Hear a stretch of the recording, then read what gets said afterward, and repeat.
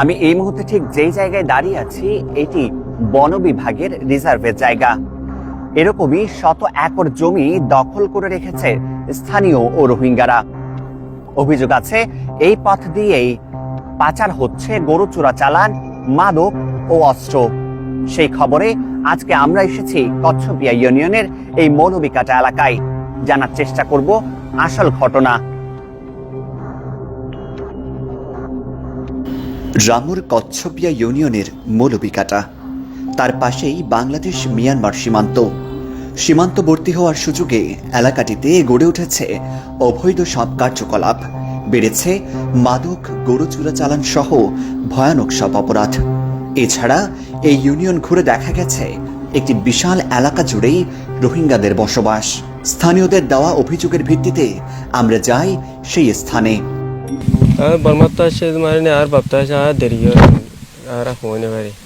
না না, আব্বা একজন আসছিল শুরু থাকতে, আমরা বলতে পারি না। আব্বু আসছিল, আব্বু আসছে এখানে আমার মামার সঙ্গে, মামার সঙ্গে রাখছে। তো মানে আম্মুকে বিয়ে দিয়ে দিচ্ছে। প্রথমে ডিস্টার্ব করছিল, এখন আর ডিস্টার্ব করে না। টাকা পয়সা প্রথমে চাইছিল, এখন চাই না। এখন হেডম্যান দিবে আছে, ভালো, অনেক ভালো।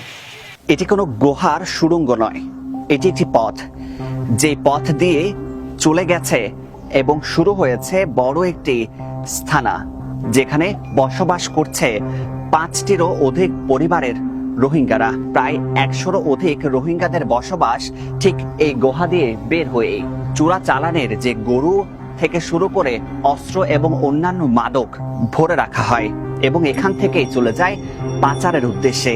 কচ্ছপিয়ার দক্ষিণ মৌলভীকাটায় প্রায় অধিকাংশ বসতি বন বিভাগের সংরক্ষিত জায়গায়, যেখানে রোহিঙ্গাদের অবৈধ বসবাসের খবর আসে আমাদের হাতে।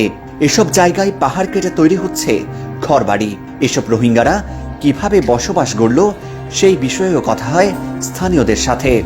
মানে কি কিছু ফর ডেভেলপমেন্ট কিছু দিয়ে দিয়ে মানে পাঙ্গা দিয়ে সহযোগিতা করি, মানে বাংলাদেশের জায়গা দিয়ে মানে তারা রুইয়ে আনদু তাহানোর পরে যাই রেখে এই রইয়ে দিলে মানে পর্যন্ত রইয়ে দিলে তারা বারমার তো নানির ব্যবসা করে এনডিলে আর সূত্র মতে এই ঘটনার সাথে জড়িত কয়েকজনের নাম আসে আমাদের হাতে।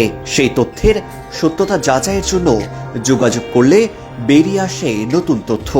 স্থানীয় গফুর আলমের বাড়ি এই কচ্ছপিয়া ইউনিয়নেই। দীর্ঘদিন ধরে তার জমি স্থানীয় প্রভাবশালীদের সহায়তায় রোহিঙ্গা নারী সফুরা খাতুন দখল করে রেখেছেন বলে অভিযোগ করেন। এই ঘটনায় একটি মামলা হয়, যেটি এখনো চলমান। রোহিঙ্গা কলে জায়গায় বর্তমানে এখন দগে এরিয়ার হজন স্থানীয় মানুষের ডর নামা মানুষের বল দি গিয়া দিয়ে সহযোগিতা করি গরিব বাঙালি এখন কি তারা আর গরু ছাগলকে যিনি ব্যবসা করে এই মানুষ ফুল নি কিন্তু সুগনো দি আর ইতারও ফলন মানে গরু ব্যবসা করে বার্মা কলে গরু তো বার্মা তো আনে জি চাইব অবশ্যই স্থানীয় না থাকলে ইতারা করি পারিব না। তালাবদ্ধ যে বাড়িটি দেখছেন এটি সফুরা খাতুনের, যে জমির মালিক গফুর আলম নামের একজন স্থানীয়। তার দাবি এই জায়গা সহ বিশাল একটি জায়গা দখল করে নিয়েছে সফুরা খাতুন নামের ওই নারী। স্থানীয়দের দাবি তিনি রোহিঙ্গা এবং দীর্ঘদিন যাবৎ বসবাস করছেন কচ্ছপিয়ার এই পাহাড়ি এলাকায়, যেখানে তিনি স্থানীয়দের নানা জায়গা দখল করে নিয়েছেন। সফুরার সাথে মুঠোফোনেও বেশ কয়েকবার যোগাযোগের চেষ্টা করেও যোগাযোগ করতে ব্যর্থ হই আমরা। শুধু স্থানীয়দের রেজিস্ট্রি জায়গায় নয়, রোহিঙ্গারা বন বিভাগের সংরক্ষিত জায়গাতেও দখল করে বাড়ি নির্মাণ করে বসবাস গড়ে তুলেছেন বলে অভিযোগ স্থানীয়দের। এই বিষয়ে বাকখালী রেঞ্জ অফিসে যোগাযোগ করেও কোনো সাড়া পাইনি আমরা। এই বিষয়ে কথা হয় জেলার উত্তর বন বিভাগের কর্মকর্তার সাথে। তিনি জানান, বন বিভাগের জায়গায় জনসাধারণের ব্যবহারের কোনো সুযোগ নেই। কোর্টের অনুমতি পেলেই উচ্ছেদ করা হবে। আপনার কোনো বহিরাগত বা অনুপ্রবেশকারীদের বসবাস করতে দেওয়ার কোনো সুযোগ নেই। এই বিষয়ে আমি এখানে সম্প্রতি নতুন জয়েন করেছি, তবে এই বিষয়ে বন বিভাগ সদা তৎপর আছে। এখানে আমাদের যে সব জবরদখলকারী আছে তাদের বিষয়ে উচ্ছেদ মামলা প্রস্তাব দায়ের করা আছে। এখানে উচ্ছেদ মামলা রুজু হলে পরবর্তীতে তাদেরকে আসলে এখান থেকে উচ্ছেদ করা হবে। এই সীমান্ত এলাকার মানুষের এখন শুধুই দিনগোনা। কখন নেওয়া হবে আইনি পদক্ষেপ, কখন নিরাপদ হবে আমাদের সীমান্ত। নাইক্ষুনছড়ি মিয়ানমার সীমান্ত থেকে আসিফুজ্জামান সাজিদ, TTN।